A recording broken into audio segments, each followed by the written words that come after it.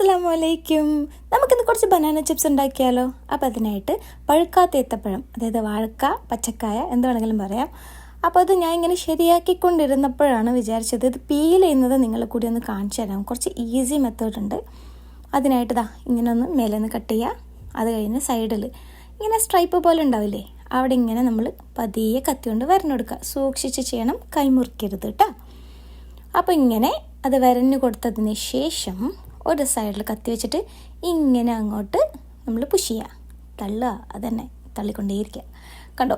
അപ്പോൾ അങ്ങനെ ചെയ്യുമ്പോഴത്തേക്കും അത് പതി ഇങ്ങനെ വിട്ട് വരും. അപ്പോൾ അതിങ്ങനെ കൈ കൊണ്ട് നമ്മൾ പീൽ ചെയ്തെടുക്കുക. നമുക്ക് ഈസി ആയിട്ട് പീൽ ചെയ്തെടുക്കാം കേട്ടോ എന്നൊക്കെ വിചാരിച്ചിരിക്കുമ്പം ചില സ്ഥലത്ത് ഈസി ആയിട്ട് അത് പീൽ ചെയ്യാൻ പറ്റില്ല. കണ്ടോ? അത് വരുന്നില്ല. അപ്പോൾ ഒരു കത്തി എടുക്കുക, എന്നിട്ട് ആ കത്തി കൊണ്ട് അതിങ്ങനെ കട്ട് ചെയ്ത് കളയാം. പിന്നെ നന്നായിട്ട് ഈ ഗ്രീൻ കളറൊക്കെ നമ്മൾ നന്നായിട്ട് പീൽ ചെയ്ത് കളയണം കേട്ടോ. അല്ലെന്നുണ്ടെങ്കിലേ നമ്മൾ ഉണ്ടാക്കി കഴിയുമ്പോഴത്തേക്കും നമ്മുടെ ഈ ചിപ്സ് വേഗം തണുത്തു പോകും. അപ്പോൾ ഇതുപോലെ നമുക്ക് എല്ലാ പച്ചക്കായും ഇങ്ങനെ വൃത്തിയാക്കി എടുക്കണം. ഓക്കെ, അടുത്തതായിട്ട് ഇനി ഫ്രൈയിങ് പ്രോസസ്സാണ്.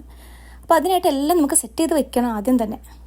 അപ്പോൾ ഒരു ഗ്ലാസ്സിൽ 1 ഗ്ലാസ് വെള്ളം എടുത്ത് 1 സ്പൂൺ മഞ്ഞൾപ്പൊടി, 2 സ്പൂൺ ഉപ്പ്, ഇത് രണ്ടും കൂടി ഇട്ട് നന്നായിട്ട് മിക്സ് ചെയ്യുക.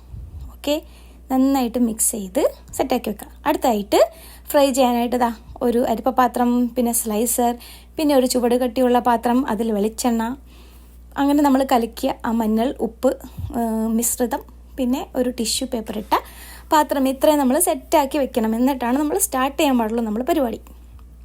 അപ്പോൾ നല്ല ചുവട് കട്ടിയുള്ള ഇതുപോലെ വൈഡായിട്ട് മൗത്തുള്ള ഒരു പാത്രമാണെന്നുണ്ടെങ്കിൽ നമുക്ക് കുറച്ചുകൂടി ഈസിയാണ് കേട്ടോ.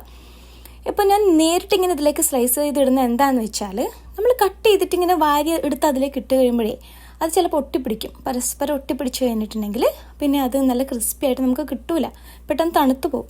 അപ്പോൾ ഇങ്ങനെ ചെയ്താൽ മതി കേട്ടോ. നമ്മൾ മീഡിയം ഫ്ലെയിമിൽ വെച്ചിട്ടാണ് കേട്ടോ ഇങ്ങനെ അരിഞ്ഞ് ഇതിലേക്ക് ഇടേണ്ടത്. അപ്പോൾ എനിക്ക് ഏത്തക്കായ അത് ചെറുതായതുകൊണ്ട് ഞാൻ അറ്റ് എ ടൈം 2 ഏത്തക്കായ സ്ലൈസ് ചെയ്ത് ഇടുന്നുണ്ട് കേട്ടോ. അപ്പോൾ ഇട്ടിട്ട് ഇങ്ങനെ ഒന്ന് നമ്മൾ ഇളക്കി കൊടുക്കുക. നോക്കുക, അതിൽ ബബിൾസ് കണ്ടോ? ആ ബബിൾസ് ഒന്ന് കുറയണം. ബബിൾസ് കുറഞ്ഞു കഴിയുമ്പോൾ നമ്മൾ നമ്മുടെ ആ ഒരു കലക്കി വെച്ച മഞ്ഞൾ ഉപ്പ് വെള്ളം അത് അതിലേക്ക് ഒഴിച്ചു കൊടുക്കുക. ഒഴിച്ചെടുക്കുമ്പോൾ തന്നെ അതിൽ നിന്ന് ചടപട ഉച്ചയ്ക്ക് വരും, പേടിക്കൊന്നും വേണ്ട. അപ്പോൾ നമ്മളിങ്ങനെ വെച്ചിട്ട് തീ കുറച്ച് വെക്കുക, മീഡിയം നിന്ന് ലോയിലേക്ക് ആക്കുക. ഓക്കെ, എന്നിട്ട് ഇതിങ്ങനെ ചെയ്യാം. അപ്പോൾ കുറച്ച് കഴിയുമ്പോഴത്തേക്കും അതിൽ ഒരു മിനിറ്റിനുള്ളിൽ ആ ബബിളൊക്കെ പോയിട്ടുണ്ടാവും. ബബിൾ പോയ ഉടനെ തന്നെ നമ്മൾ ഇതൊക്കെ വറുത്ത് വേഗം കോരിയെടുക്കുക. അതുകൊണ്ടാണ് ആദ്യം എല്ലാം സെറ്റാക്കി വെക്കുന്നത് കേട്ടോ. അപ്പോൾ നമ്മൾ ക്രിസ്പി ചിപ്സ് റെഡിയാണ്. ഓക്കെ, അപ്പോൾ ഇനി നമ്മൾ ചിപ്സ് പാത്രത്തിലേക്കുള്ള എൻട്രിയാണ്. ഭരണിയിലേക്ക് നല്ല സ്ലോ മോഷനിൽ മാസ് എൻട്രിയാണ് ചിപ്സിൻ്റെ. ഓക്കെ, അപ്പോൾ നല്ല ക്രിസ്പി ടേസ്റ്റി ആയിട്ടുള്ള ചിപ്സാണ്. വീട്ടിൽ നല്ല സൂപ്പറായിട്ട് ഈസി ആയിട്ട് നമുക്ക് ഉണ്ടാക്കി കൊടുക്കാൻ മക്കൾക്കൊക്കെ നല്ല ഇഷ്ടമാവും കേട്ടോ. അപ്പോൾ നിങ്ങളൊന്ന് ട്രൈ ചെയ്യുക. ഇഷ്ടമായെങ്കിൽ ചാനലൊന്ന് സബ്സ്ക്രൈബ് ചെയ്യുക, സപ്പോർട്ട് ചെയ്യുക. ഓക്കെ, ആഡ് ലൈക്ക് ചെയ്യുക, ബെൽ ബട്ടൺ അമർത്തുക.